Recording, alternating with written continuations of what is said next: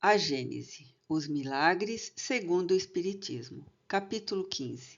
Os milagres do Evangelho. Segunda parte. Ressurreições. A filha de Jairo. 37.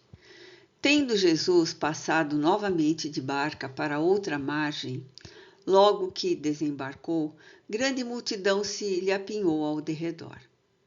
Então um chefe de sinagoga chamado Jairo veio ao seu encontro e, ao aproximar-se dele, se lançou aos pés a suplicar com grande insistência, dizendo: Tenho uma filha que está no momento extremo. Vem impor-lhe as mãos para a cura e lhe salvar a vida. Jesus foi com ele, acompanhado de grande multidão que o comprimia. Quando Jairo ainda falava, vieram pessoas que lhe eram subordinadas e lhe disseram: Tua filha está morta. Por que hás de dar ao mestre o incômodo de ir mais longe? Jesus, porém, ouvindo isso, disse ao chefe da sinagoga: Não te aflijas, crê apenas. E a ninguém permitiu que o acompanhasse, senão a Pedro, Tiago e João, irmão de Tiago.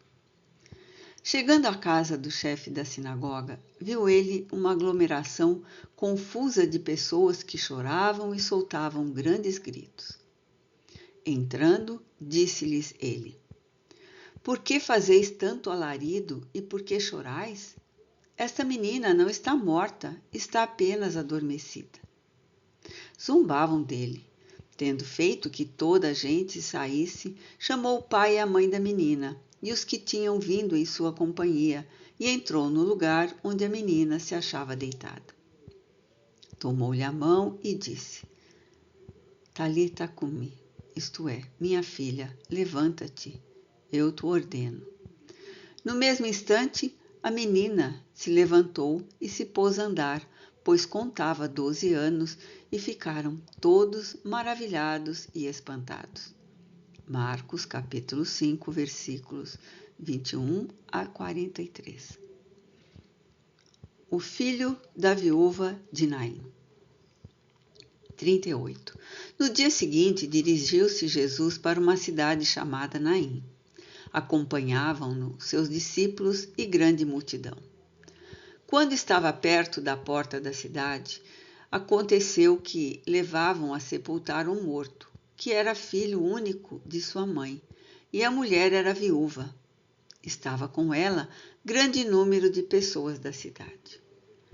Tendo-a visto, o Senhor se tomou de compaixão para com ela e lhe disse: Não chores. Depois, aproximando-se, tocou o esquife, e os que o conduziam pararam.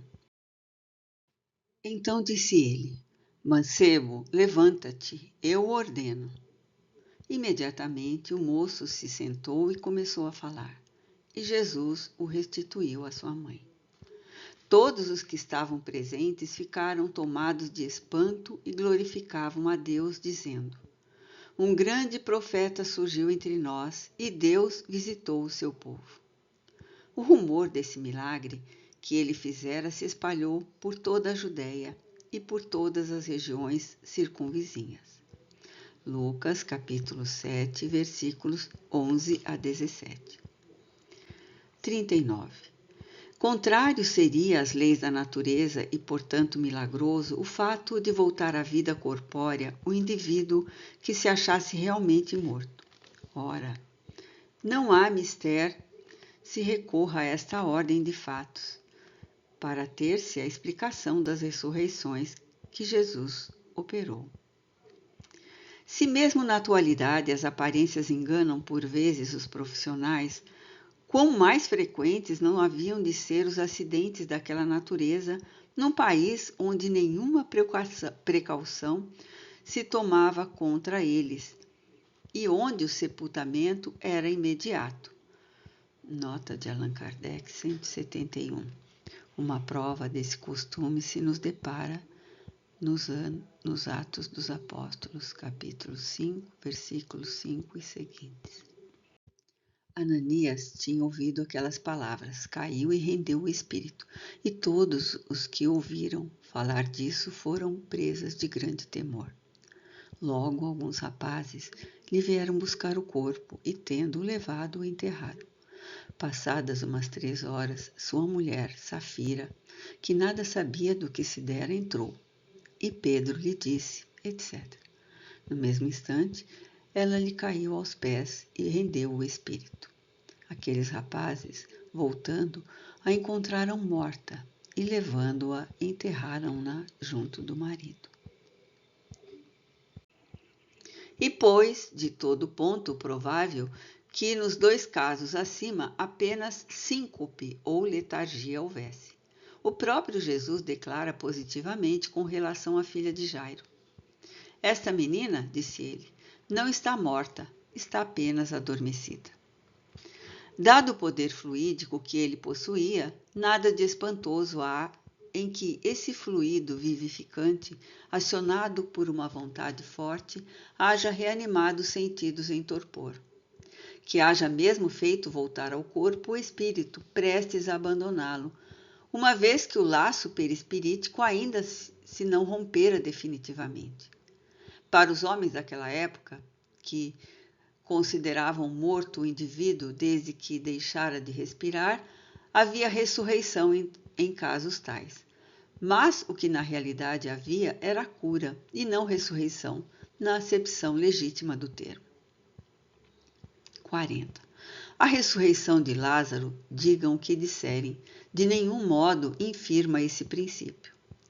Ele estava, dizem, havia 4 dias no sepulcro. Sabe-se, porém, que há letargias que duram 8 dias e até mais. Acrescentam que já cheirava mal, o que é sinal de decomposição.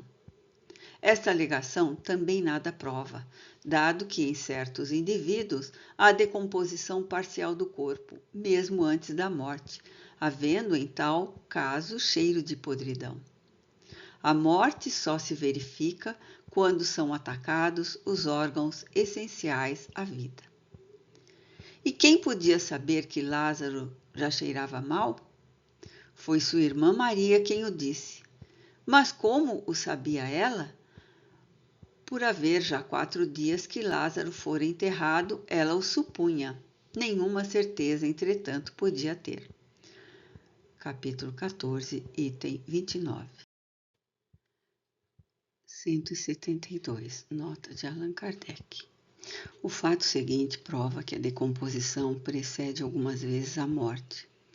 No convento do Bom Pastor, fundado em Toulon pelo padre Marim, capelão dos cárceres e destinado às decaídas que se arrependem, encontrava-se uma rapariga que suportara os mais terríveis sofrimentos com a calma e a impassibilidade de uma vítima expiatória.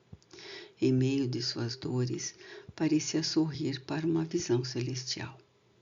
Como Santa Teresa pedia lhe fosse dado sofrer mais, embora suas carnes já se achassem em frangalhos, com a gangrena a lhe devastar todos os membros.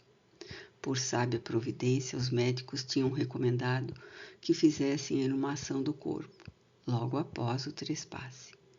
Coisa singular. Mal a doente exalou o último suspiro, cessou todos os trabalhos de decomposição.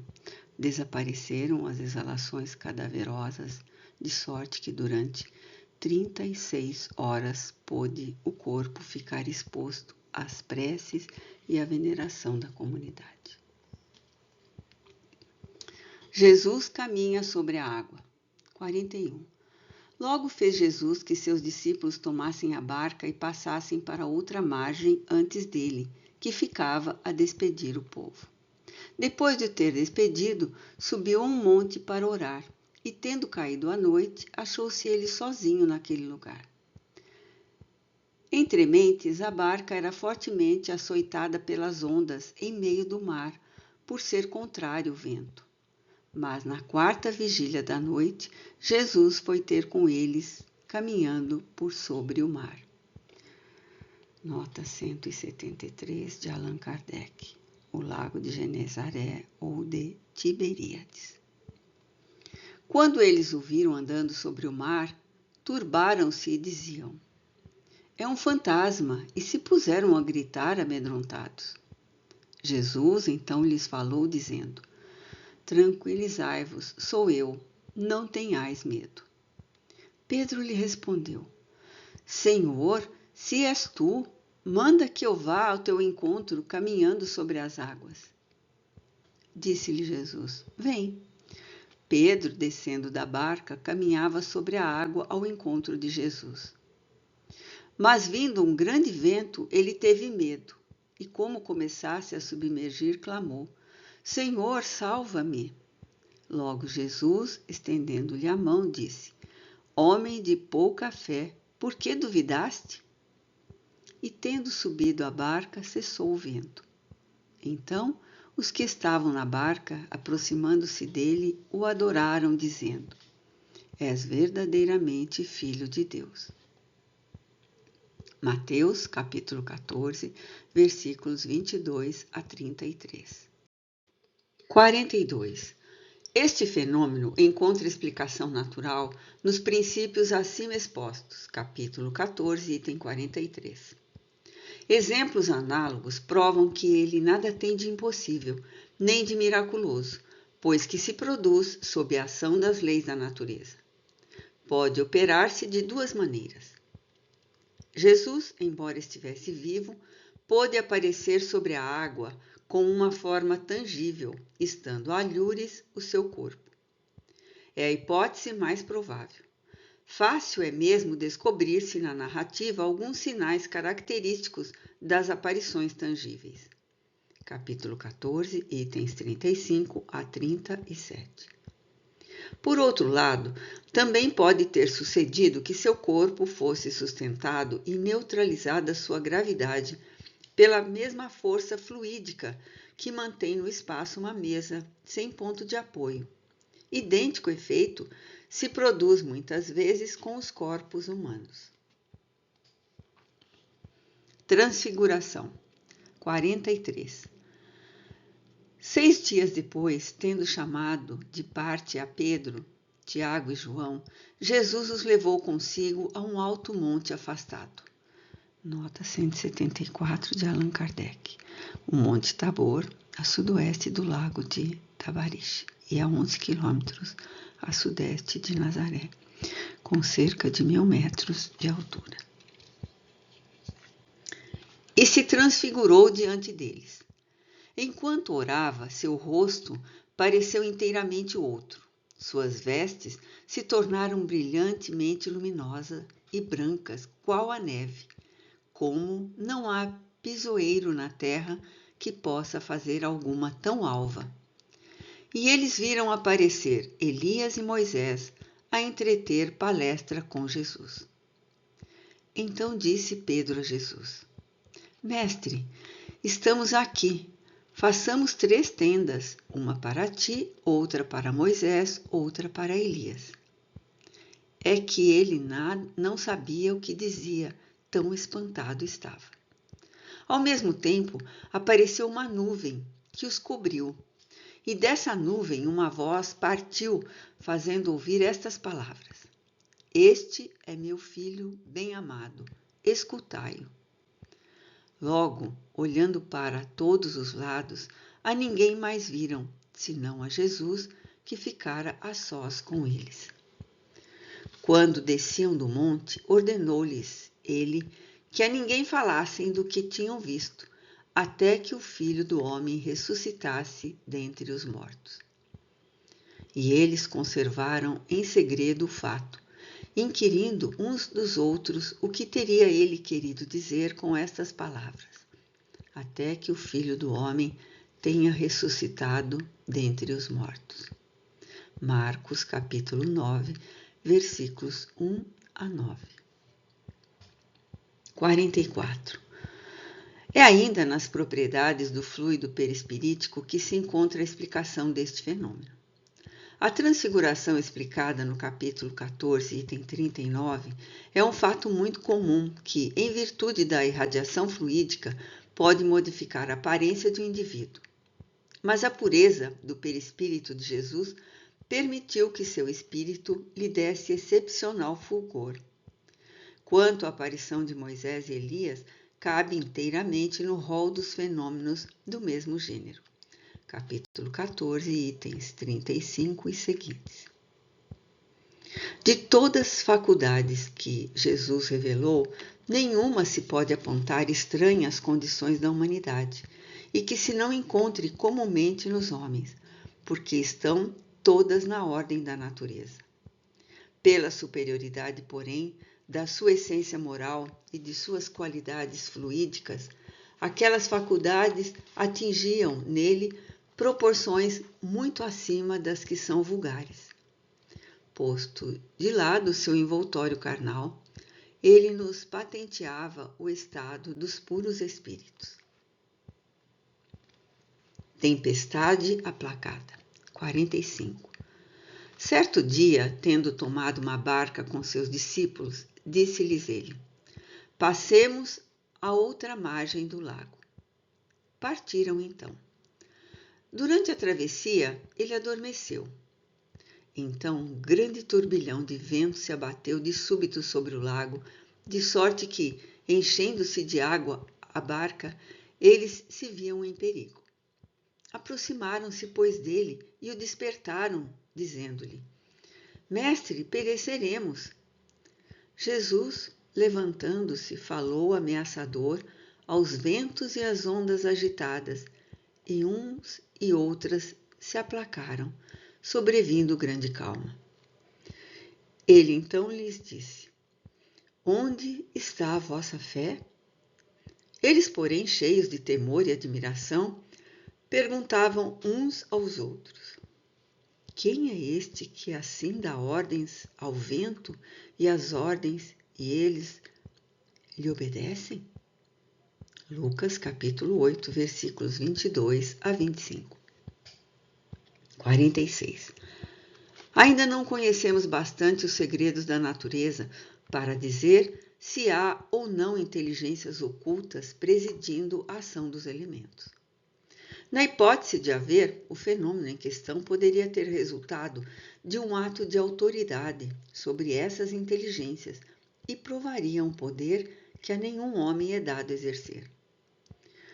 Como quer que seja, o fato de estar Jesus a dormir tranquilamente durante a tempestade atesta de sua parte uma insegurança que se pode explicar pela circunstância de que seu espírito via não haver perigo nenhum e que a tempestade ia amainar. Bodas de Caná. 47.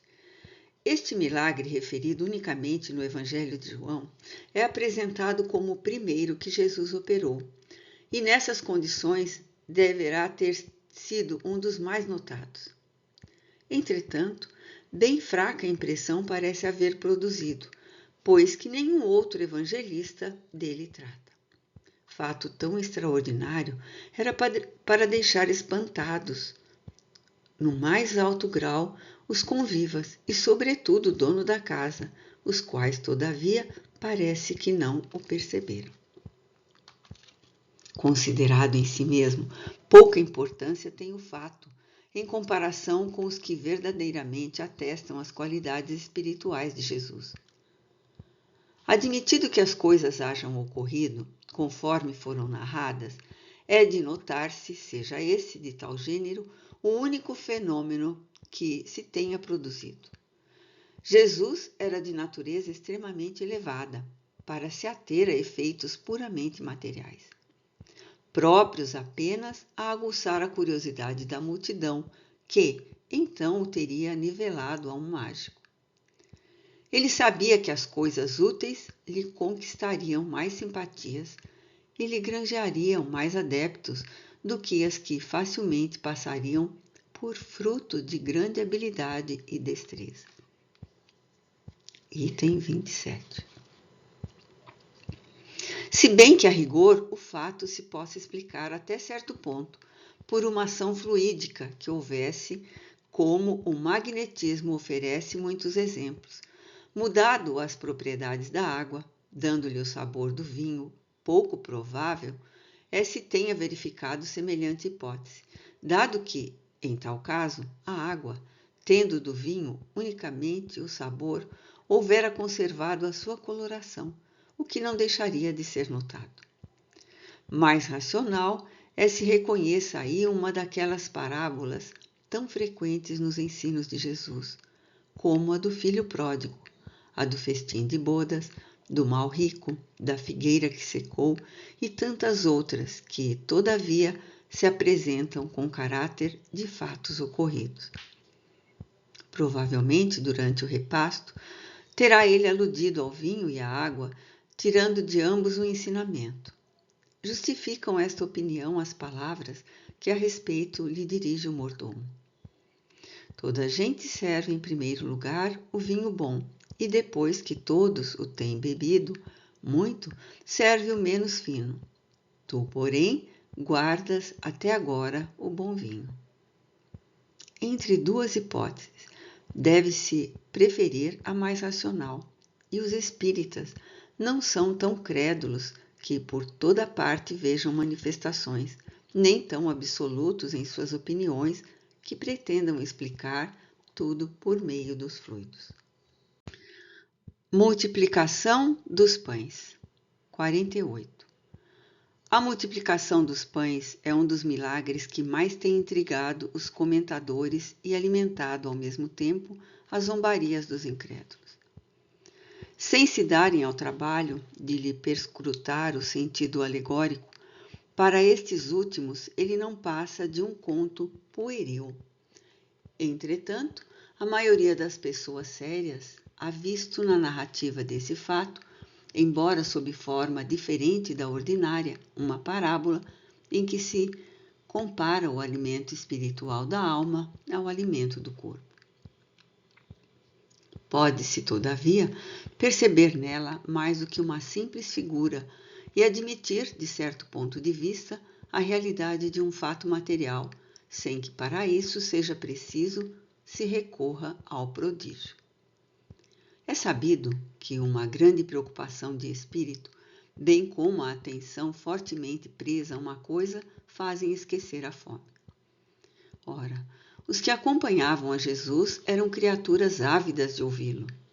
Nada há, pois, de espantar que, fascinadas pela sua palavra e também, talvez, pela poderosa ação magnética que ele exercia sobre os que o cercavam, elas não tenham experimentado a necessidade material de comer. Prevendo esse resultado, Jesus nenhuma dificuldade teve para tranquilizar os discípulos, dizendo-lhes, na linguagem figurada, que lhe era habitual, e admitido que realmente houvesse trazido alguns pães, que estes bastariam para matar a fome à multidão. Simultaneamente ministrava aos referidos discípulos um ensinamento, com o lhes dizer: dai-lhes vós mesmos de comer. Ensinava-lhes, assim que também eles podiam alimentar por meio da palavra. Desse modo, o par do sentido moral alegórico produziu-se um efeito fisiológico, natural e muito conhecido. O prodígio, no caso, está no ascendente da palavra de Jesus, poderosa bastante para cativar a atenção de uma multidão imensa, ao ponto de fazê-la esquecer-se de comer.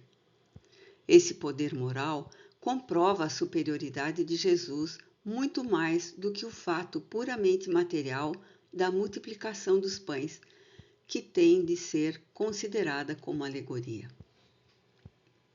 Esta explicação, aliás, o próprio Jesus a confirmou nas duas passagens seguintes. O fermento dos fariseus. 49. Ora, tendo seus discípulos passado para o outro lado do mar, esqueceram-se de levar pães. Jesus lhes disse: tende cuidado de precatar-vos do fermento dos fariseus e dos saduceus.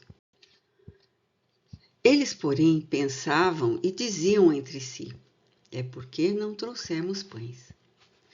Jesus, conhecendo-lhes os pensamentos, disse: homens de pouca fé, Por que haveis de estar cogitando de não terdes trazido pães? Ainda não compreendeis e não vos lembrais quantos cestos levastes? Como não compreendereis que não é do pão que eu vos falava, quando disse que vos guardasseis do fermento dos fariseus e saduceus? Eles não compreenderam que ele não lhes dissera que se preservassem do fermento que se põe no pão, mas da doutrina dos fariseus e dos saduceus. Mateus capítulo 16, versículos de 5 a 12. O pão do céu. 50. No dia seguinte, o povo que permanecera do outro lado do mar notou que lá não chegara outra barca e que Jesus não entrara na que os seus discípulos tomaram, que os discípulos haviam partido sós. E como tinham chegado depois outras barcas de Tiberíades, perto do lugar onde o Senhor, após render graças, os alimentara com os 5 pães, e como verificassem, por fim, que Jesus não estava lá, tampouco seus discípulos, entraram naquelas barcas e foram para Cafarnaum, em busca de Jesus. E tendo-o encontrado além do mar, disseram-lhe: Mestre, quando vieste para cá? Jesus lhes respondeu: em verdade vos digo que me procurais, não por causa dos milagres que vistes, mas porque eu vos dei pão a comer e ficastes saciados. Trabalhai por ter não o alimento que perece, mas o que dura para a vida eterna, e que o Filho do Homem vos dará, porque foi nele que Deus, o Pai, imprimiu seu selo e seu caráter. Perguntaram-lhe eles: que devemos fazer para produzir obras de Deus? Respondeu-lhes Jesus: a obra de Deus é que creiais no que ele enviou. Perguntaram-lhe então: que milagre operarás que vos faça crer vendo-o? Que farás de extraordinário? Nossos pais comeram o maná no deserto, conforme está escrito: ele lhes deu de comer o pão do céu. Jesus lhes respondeu: em verdade vos digo que Moisés não vos deu o pão do céu. Meu Pai é quem dá o verdadeiro pão do céu, porquanto o pão de Deus é aquele que desceu do céu e que dá vida ao mundo. Disseram eles então: Senhor, dá-nos sempre desse pão. Jesus lhes respondeu: eu sou o pão da vida. Aquele que vem a mim não terá fome, e aquele que em mim crê não terá sede. Mas eu já vos disse, vós me tendes visto e não credes. Em verdade vos digo, aquele que crê em mim tem a vida eterna. Eu sou o pão da vida. Vossos pais comeram o maná do deserto e morreram. Aqui está o pão que desceu do céu, a fim de que quem dele comer não morra. João, capítulo 6, versículos 22 a 36 e 47 a 50. 51. Na primeira passagem, lembrando o fato precedentemente operado, Jesus dá claramente a entender que não se trata de pães materiais, pois, a não ser assim, careceria de objeto e comparação por ele estabelecida com o fermento dos fariseus. Ainda não compreendeis, diz ele, e não vos recordais de que 5 pães bastaram para 5.000 pessoas e que 2 pães foram bastante para 4.000? Como não compreendestes que não era de pão que eu vos falava, quando vos dizia que vos preservasseis do fermento dos fariseus? Esse confronto nenhuma razão de ser teria na hipótese de uma multiplicação material. O fato fora de si mesmo, muito extraordinário, para ter impressionado fortemente a imaginação dos discípulos, que entretanto pareciam não mais lembrar-se dele. É também o que não menos claramente ressalta do que Jesus expendeu sobre o pão do céu, empenhado em fazer que seus ouvintes compreendessem o verdadeiro sentido do alimento espiritual. Trabalhai, diz ele, não por conseguir o alimento que perece, mas pelo que se conserva para a vida eterna, e que o Filho do Homem vos dará.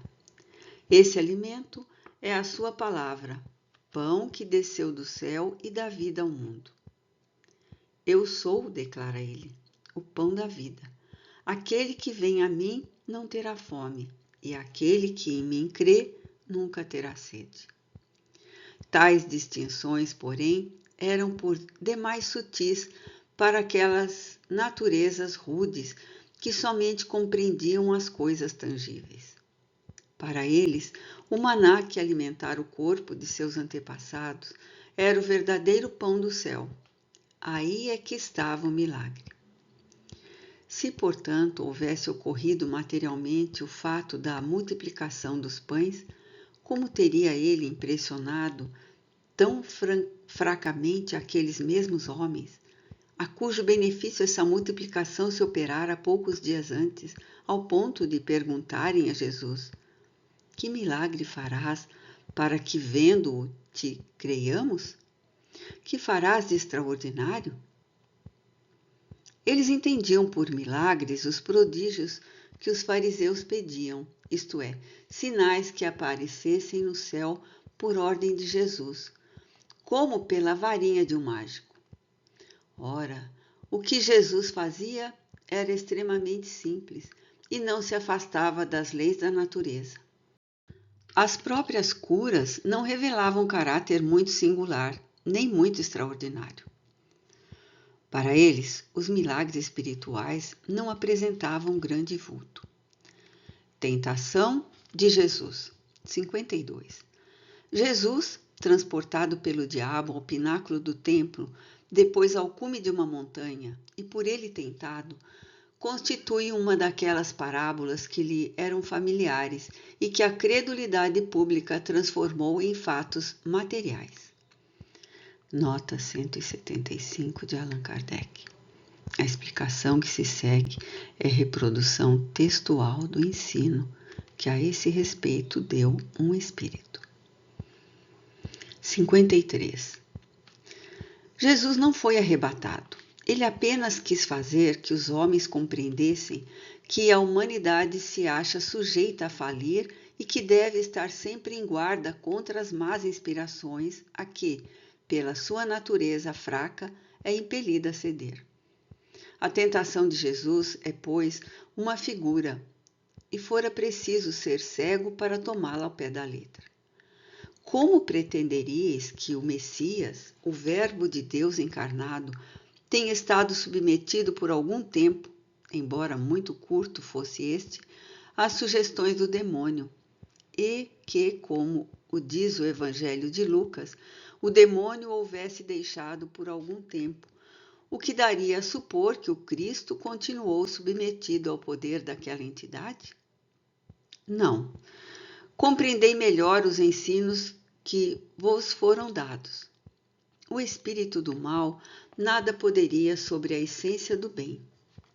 Ninguém diz ter visto Jesus no cume da montanha, nem no pináculo do templo. Certamente, tal fato teria sido de natureza a se espalhar por todos os povos. A tentação, portanto, não constituiu um ato material e físico. Quanto ao ato moral, admitireis que o espírito das trevas pudesse dizer àquele que conhecia sua própria origem e o seu poder: adora-me que te darei todos os remos da terra? Desconheceria então o demônio aquele a quem fazia tais oferecimentos? Não é provável. Ora, se o conhecia, suas propostas eram uma insensatez, pois ele não ignorava que seria repelido por aquele que viera destruir-lhe o império sobre os homens. Compreendei, portanto, o sentido dessa parábola que outra coisa aí não tendes. Do mesmo modo que nos casos do filho pródigo e do bom samaritano. Aquela mostra os perigos que correm os homens se não resistem à voz íntima que lhes clama sem cessar. Podes ser mais do que és, podes possuir mais do que possuis, podes engrandecer-te, adquirir muito. Cede à voz da ambição e todos os teus desejos e serão satisfeitos. Ela vos mostra o perigo e o meio de o evitardes, dizendo as más inspirações: retira-te, Satanás, ou por outras palavras, vai-te, tentação.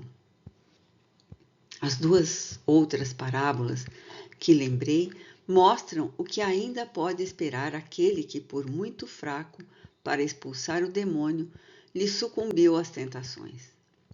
Mostram a misericórdia do pai de família, pousando a mão sobre a fronte do filho arrependido e concedendo-lhe, com amor, o perdão implorado. Mostram o culpado, o cismático, o homem repelido por seus irmãos, valendo mais aos olhos do juiz supremo do que os que o desprezam, por praticar ele as virtudes que a lei de amor ensina. Pensai bem os ensinamentos que os evangelhos contêm. Sabei distinguir o que ali está em sentido próprio ou em sentido figurado, e os erros que vos hão cegado durante tanto tempo se apagarão pouco a pouco, cedendo lugar à brilhante luz da verdade. João Evangelista, Bordeaux, 1862. Prodígios por ocasião da morte de Jesus. 54. Ora, desde a 6ª do dia até a 9ª, toda a terra se cobriu de trevas. Ao mesmo tempo, o véu do templo se rasgou em 2, de alto a baixo, a terra tremeu, as pedras se fenderam. Os sepulcros se abriram e muitos corpos de santos que estavam no sono da morte ressuscitaram. E saindo de seus túmulos após a ressurreição, vieram à cidade santa e foram vistos por muitas pessoas. Mateus capítulo 27, versículos 45, 51 a 53. 55. É singular que tais prodígios, operando-se no momento mesmo em que a atenção da cidade se fixava no suplício de Jesus, que era o acontecimento do dia, não tenham sido notados, pois que nenhum historiador os menciona. Parece impossível que um tremor de terra e o ficar toda a terra envolta em trevas durante 3 horas, numa região onde o céu é sempre de perfeita limpidez, hajam podido passar despercebidos. A duração de tal obscuridade teria sido quase a de um eclipse do Sol, mas os eclipses dessa espécie só se produzem na lua nova, e a morte de Jesus ocorreu em fase de lua cheia, a 14 de Nissan, dia da Páscoa dos judeus. O obscurecimento do Sol também pode ser produzido pelas manchas que se lhe notam na superfície. Em tal caso, o brilho da luz se enfraquece sensivelmente, porém nunca ao ponto de determinar obscuridade e trevas. Admitido que um fenômeno desse gênero se houvesse dado, ele decorreria de uma causa perfeitamente natural. Nota de Allan Kardec, 176. Há constantemente na superfície do Sol manchas físicas que lhe acompanham o movimento de rotação e hão servido para determinar-se a duração desse movimento. Às vezes, porém, essas manchas aumentam em número, em extensão e em intensidade. E então que se produz uma diminuição da luz e do calor solares. O aumento do número das manchas parece coincidir com certos fenômenos astronômicos e com a posição relativa de alguns planetas, o que lhes determina o reaparecimento periódico. É muito variável a duração daquele obscurecimento. Por vezes não vai além de 2 ou 3 horas, mas em 535 houve um que durou 14 meses. Quanto aos mortos que ressuscitaram, possivelmente algumas pessoas tiveram visões ou viram aparições, o que não é excepcional. Entretanto, como então não se conhecia a causa desse fenômeno, supuseram que as figuras vistas saíram dos sepulcros. Compungidos com a morte de seu mestre, os discípulos de Jesus, sem dúvida, ligaram a essa morte alguns fatos particulares, aos quais, noutra ocasião, nenhuma atenção houvera prestado. Bastou talvez que um fragmento de rochedo se haja destacado naquele momento para que pessoas inclinadas ao maravilhoso tenham visto nesse fato um prodígio e, ampliando-o, tenham dito que as pedras se fenderam. Jesus é grande pelas suas obras e não pelos quadros fantásticos de que um entusiasmo pouco ponderado entendeu de cercá-lo. Aparição de Jesus após sua morte. 56. Mas Maria Madalena se conservou fora, perto do sepulcro, a derramar lágrimas. E estando a chorar, como se abaixasse para olhar dentro do sepulcro, viu 2 anjos vestidos de branco, assentados no lugar onde estivera o corpo de Jesus, um à cabeceira, o outro ao lado dos pés. Disseram-lhe eles: Mulher, por que choras? Ela respondeu: É que levaram o meu Senhor e não sei onde o puseram. Tendo dito isto, voltou-se e viu a Jesus de pé, sem saber, entretanto, que fosse Jesus. Este então lhe disse: Mulher, por que choras? A quem procuras? Ela, pensando que fosse o jardineiro, lhe disse: Senhor, se foste tu quem o tirou, dize-me onde o puseste e eu o levarei. Disse-lhe Jesus: Maria. Logo ela se voltou e disse: Rabone, isto é, meu Senhor. Jesus lhe respondeu: Não me toques, porquanto ainda não subi para meu Pai. Mas vai ter com meus irmãos e dize-lhes de minha parte: Subo a meu Pai e vosso Pai, a meu Deus e vosso Deus. Maria Madalena foi então dizer aos discípulos que vira o Senhor e que este lhe dissera aquelas coisas. João, capítulo 20, versículos 11 a 18. 57.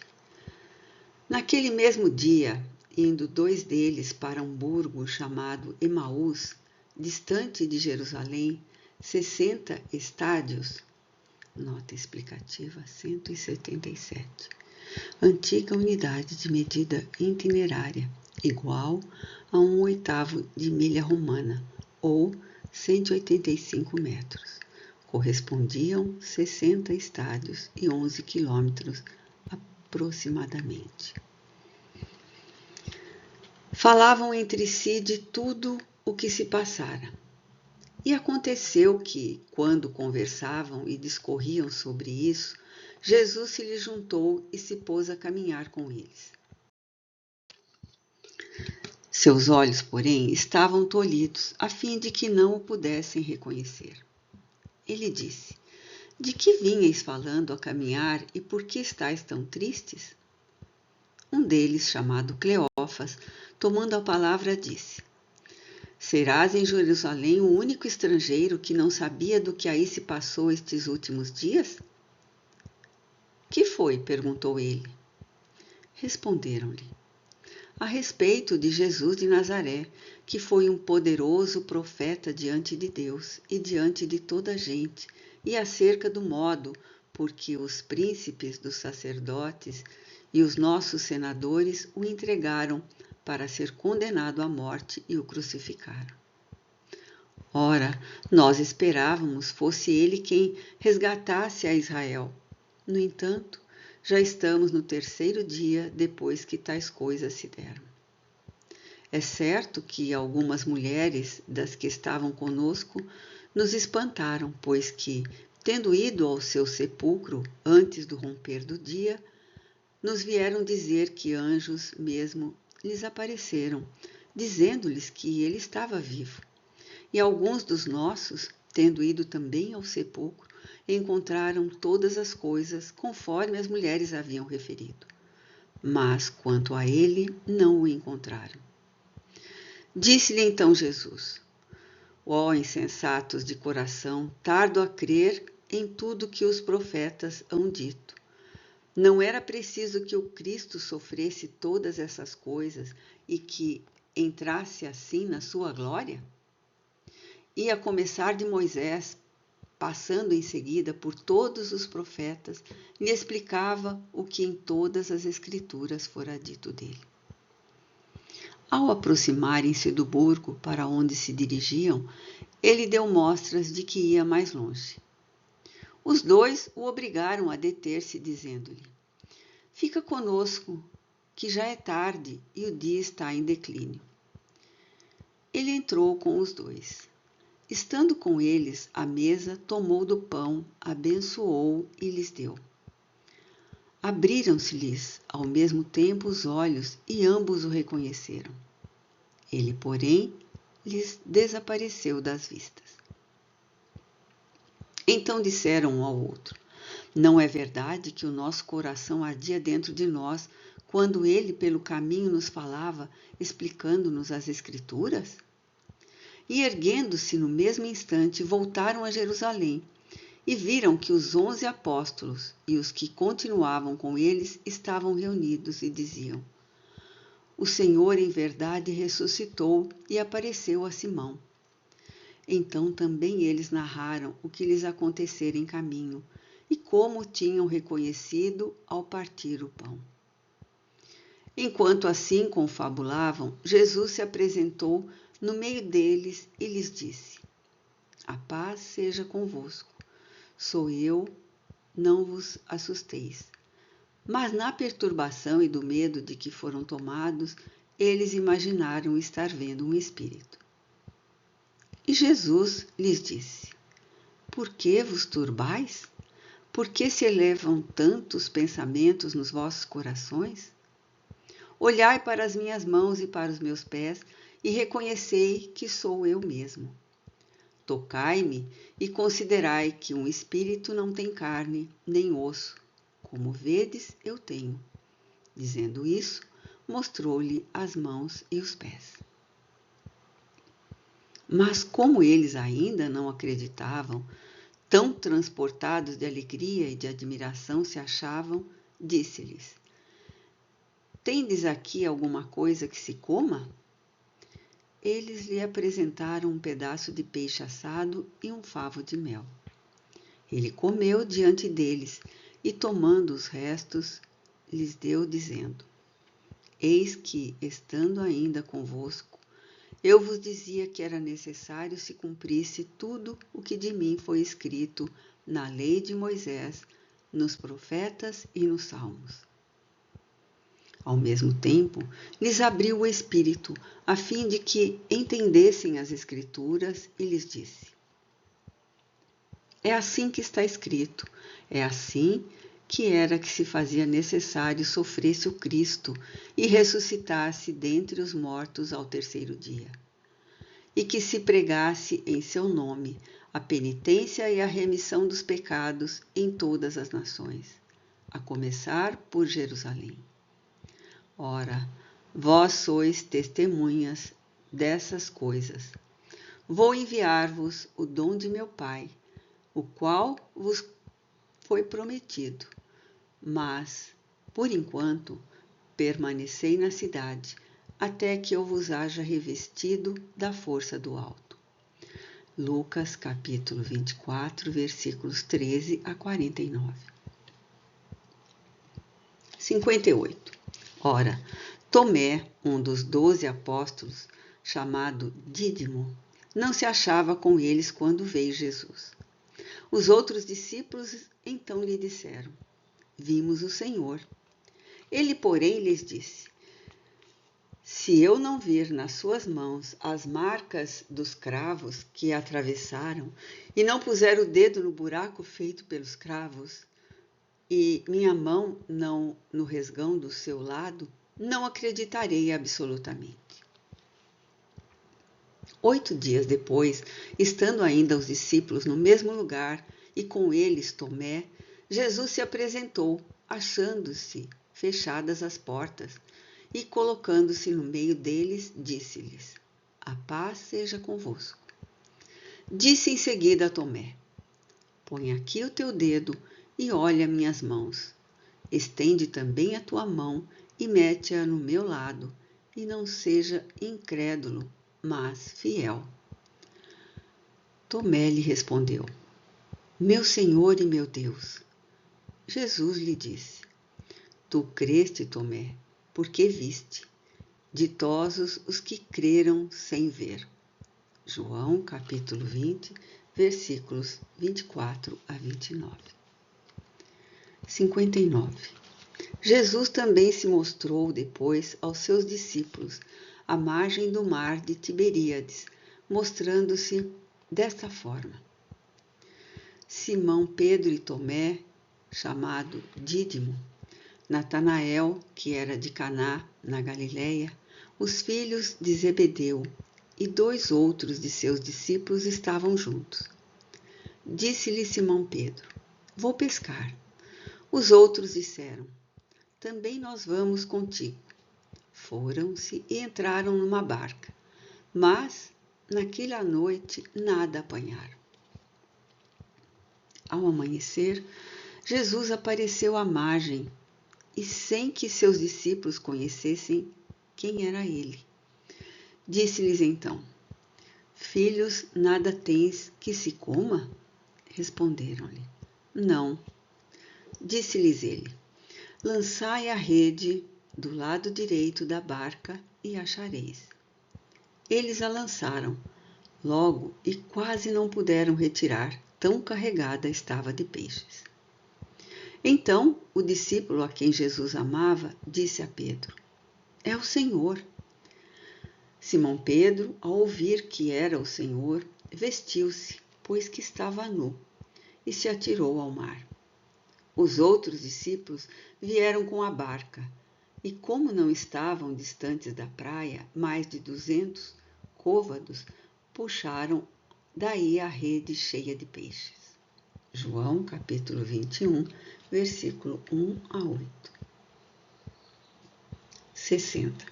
Depois disso, eles os conduziu para Betânia, e tendo levantado as mãos, os abençoou, e tendo-os abençoado, se separou deles e foi arrebatado ao céu.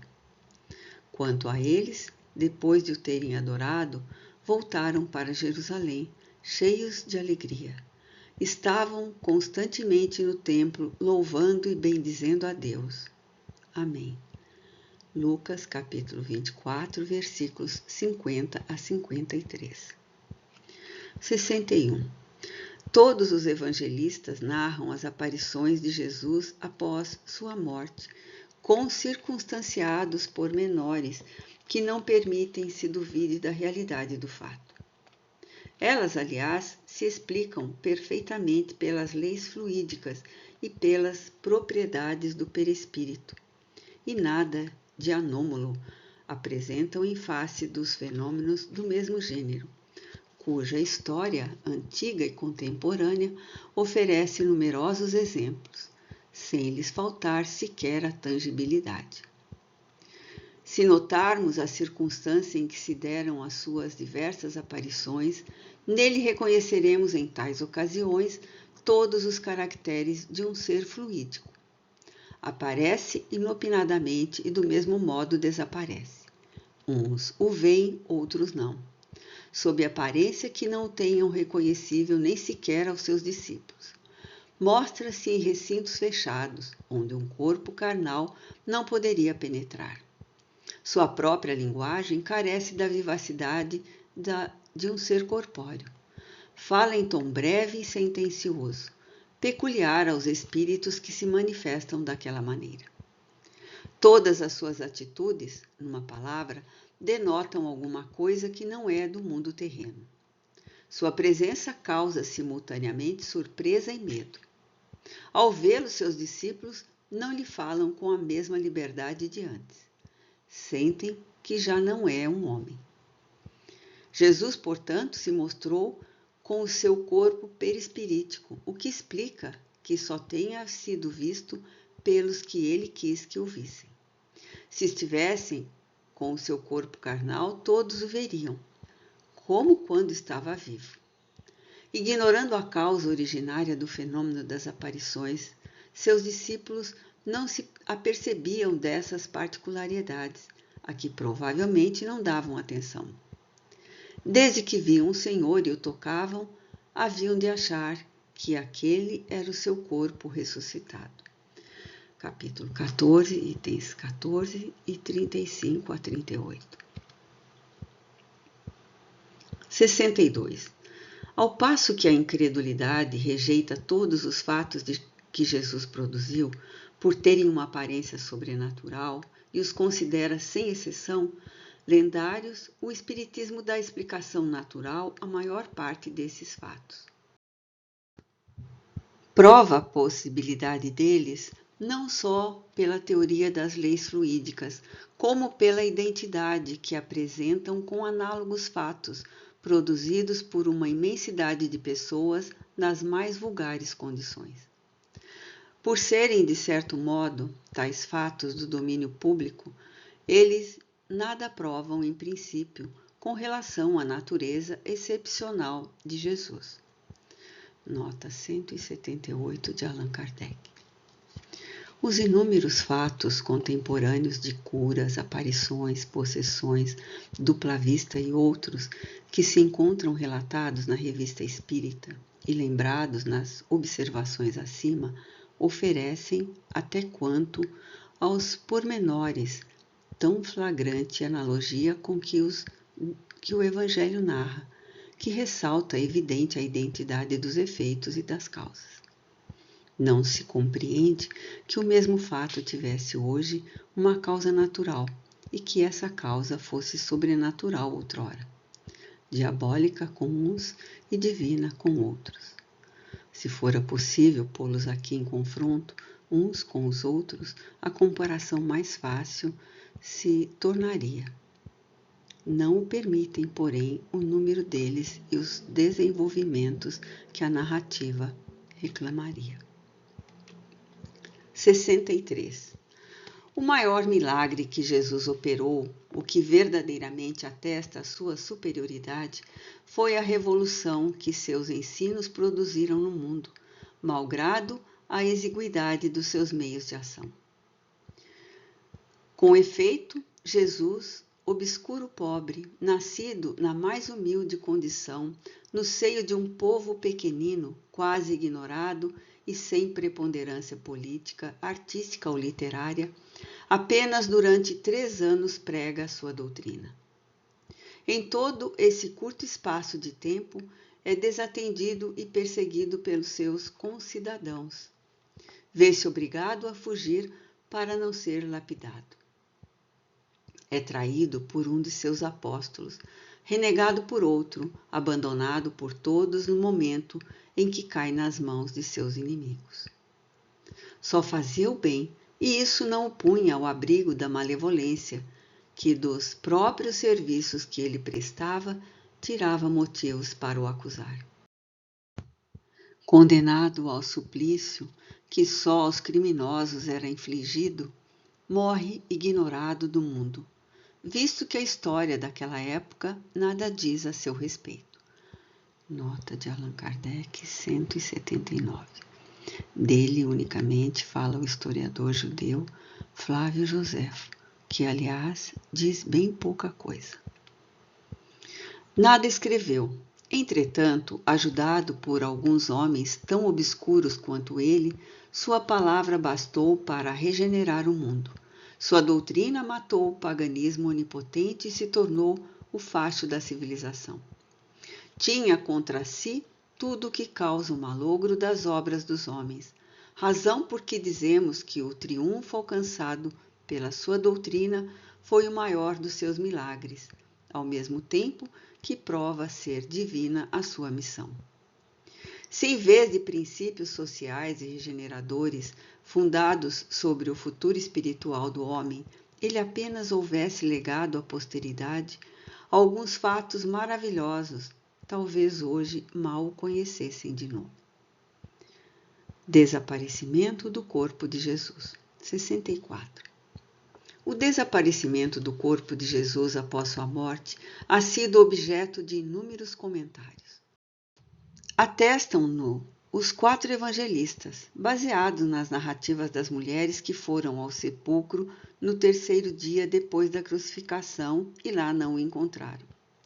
Viram alguns nesse desaparecimento um fato milagroso, atribuindo-o outros a uma subtração clandestina. Segundo outra opinião, Jesus não teria tido um corpo carnal, mas apenas um corpo fluídico. Não teria sido, em toda a sua vida, mais do que uma aparição tangível. Numa palavra, uma espécie de agênere. Seu nascimento, sua morte e todos os atos materiais de sua vida teriam sido apenas aparentes. Assim foi que, dizem, seu corpo, voltado ao estado fluídico, pôde desaparecer do sepulcro e com esse mesmo corpo é que ele se teria mostrado depois de sua morte. É fora de dúvida que semelhante fato não se pode considerar radicalmente impossível, dentro do que hoje se sabe acerca das propriedades dos fluidos. Mas seria pelo menos inteiramente excepcional e em formal oposição ao caráter dos agêneres. Capítulo 14, item 36. Trata-se, pois, de saber se tal hipótese é admissível, se os fatos a confirmam ou contradizem. 65. A estada de Jesus na Terra apresenta 2 períodos, o que precedeu e o que se seguiu à sua morte. No primeiro, desde o momento da concepção até o nascimento, tudo se passa pelo que respeita a sua mãe, como nas condições ordinárias da vida. Nota de Allan Kardec, 180. Não falamos do mistério da encarnação, com o qual não temos que nos ocupar aqui, e que será examinado ulteriormente. Nota explicativa 181. Kardec, em vida, não pôde cumprir esta promessa, visto que no ano seguinte ao da publicação a esta obra, foi chamado à pátria espiritual. Desde o seu nascimento até sua morte, tudo em seus atos, na sua linguagem e nas diversas circunstâncias da sua vida revela os caracteres inequívocos da corporeidade. São acidentais os fenômenos de ordem psíquica que nele se produzem e nada têm de anômalos, pois que se explicam pelas propriedades do perispírito e se dão em graus diferentes noutros indivíduos. Depois de sua morte, ao contrário, tudo nele revela o ser fluídico. É tão marcada a diferença entre os 2 estados que não podem ser assimilados. O corpo carnal tem as propriedades inerentes à matéria, propriamente dita, propriedades que diferem essencialmente das dos fluidos etéreos. Naquela, a desorganização se opera pela ruptura da coesão molecular. Ao penetrar no corpo material, um instrumento cortante lhe divide os tecidos.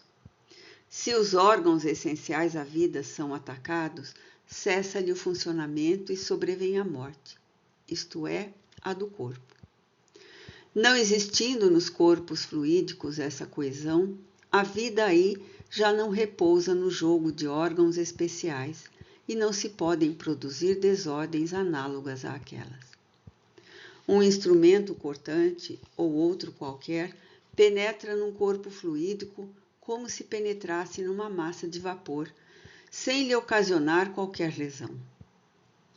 Tal a razão por que não podem morrer os corpos dessa espécie e porque os seres fluídicos designados pelo nome de agêneres, não podem ser mortos. Após o suplício de Jesus, seu corpo se conservou inerte e sem vida. Foi sepultado, como são de ordinário os corpos, e todos o puderam ver e tocar. Após a sua ressurreição, quando quis deixar a terra, não morreu de novo. Seu corpo se elevou, desvaneceu e desapareceu sem deixar qualquer vestígio. Prova evidente de que aquele corpo era de natureza diversa da do que pereceu na cruz. Donde forçoso é concluir que, se foi possível que Jesus morresse, é que carnal era o seu corpo. Por virtudes das suas propriedades materiais, o corpo carnal é a sede das sensações e das dores físicas que repercutem no centro sensitivo ou espírito. Quem sofre não é o corpo, é o espírito recebendo o contragolpe das lesões ou alterações dos tecidos orgânicos. Num corpo sem espírito, absolutamente nula é a sensação. Pela mesma razão, o espírito, sem o corpo material, não pode experimentar os sofrimentos, visto que estes resultam da alteração da matéria, donde também forçoso é se conclua que, se Jesus sofreu materialmente, do que não se pode duvidar, é que ele tinha um corpo material, de natureza semelhante ao de toda a gente. 66. Aos fatos materiais juntam-se fortíssimas considerações morais. Se as condições de Jesus durante a sua vida fossem as dos seres fluídicos, ele não teria experimentado nem a dor, nem as necessidades do corpo. Supor que assim haja sido é tirar-lhe o mérito da vida de privações e de sofrimentos que escolhera, como exemplo de resignação. Se tudo nele fosse aparente, todos os atos de sua vida, a reiterada predição de sua morte, a cena dolorosa do Jardim das Oliveiras, sua prece a Deus para que lhe afastasse dos lábios o cálice de amarguras, sua paixão, sua agonia, tudo, até o último brado, no momento de entregar o espírito, não teria passado de vão simulacro, para enganar com relação à sua natureza e fazer crer num sacrifício ilusório de sua vida, numa comédia indigna de um homem simplesmente honesto, indigna, portanto, e com mais forte razão de ser um ser tão superior. Numa palavra, ele teria abusado da boa-fé dos seus contemporâneos e da posteridade, tais as consequências lógicas desse sistema, consequências inadmissíveis, porque o rebaixariam moralmente em vez de o elevarem.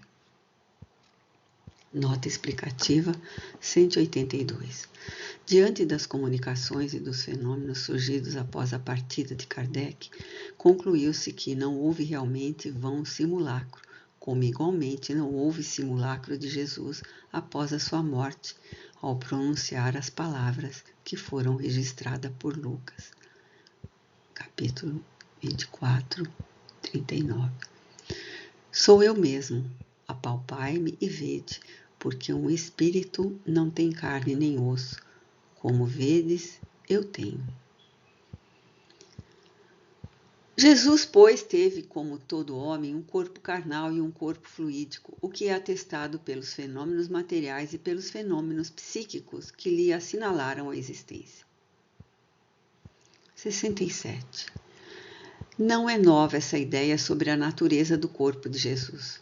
No quarto século, Apolinário de Laodiceia, chefe da seita dos apolinaristas, pretendia que Jesus não tomara um corpo como nós, mas um corpo impassível, que descera do céu ao seio da Santa Virgem e que não nascera dela.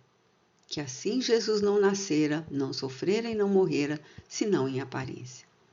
Os apolinaristas foram anatematizados no Concílio de Alexandria, em 360, no de Roma, em 374 e no de Constantinopla, em 381.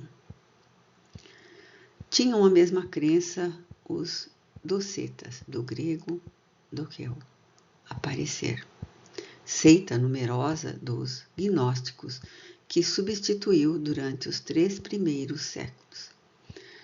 Nota explicativa 183. Não somente foram anatemizados os apolinaristas, mas também os reencarnacionistas e os que se põem em comunicação com os mortos.